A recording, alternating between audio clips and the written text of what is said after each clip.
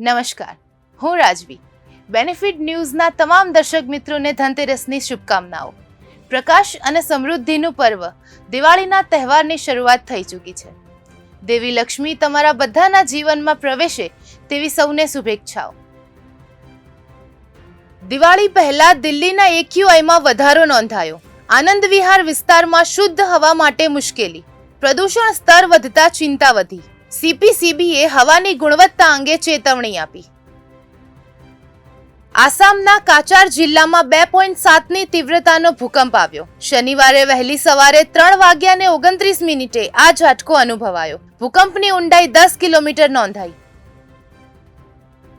પાકિસ્તાને અફઘાનિસ્તાનના એક પ્રાંતમાં હવાઈ હુમલો કર્યો. હુમલામાં 3 ક્રિકેટર સહિત 10 લોકોના મોત. સીઝફાયર બાદ કલાકોમાં જ એર સ્ટ્રાઇકથી તણાવ વધ્યો. ઘણા ઈજાગ્રસ્ત, મૃત્યુઆંક વધવાની શક્યતા.